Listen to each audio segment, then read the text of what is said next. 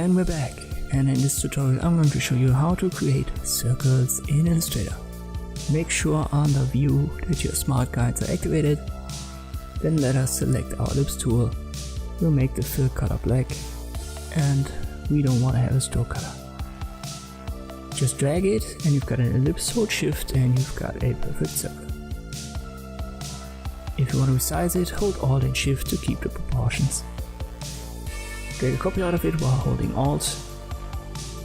And we're going to work with this and make it a half circle. There are many ways to do so.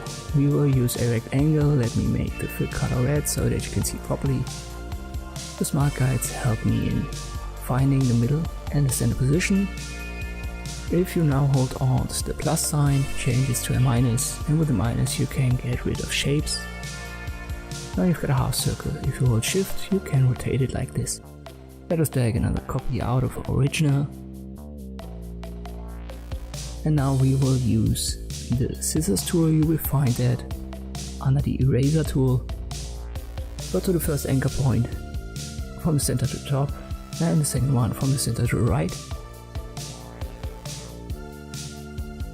And now we can drag this element out of our circle.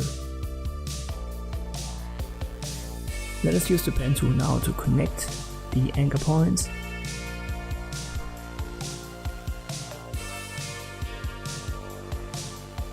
And now we've got a quarter circle. We will do the same thing with our original, and we've got a 3/4 circle. Obviously I could have used a rectangle here as well, and then a shape builder tool. There are always many ways to achieve what you want in Illustrator, but this is the basic way to create circles in Illustrator.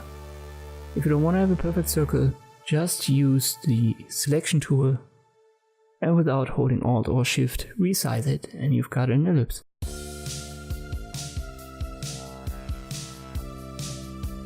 Thank you for watching, and I'll see you next time.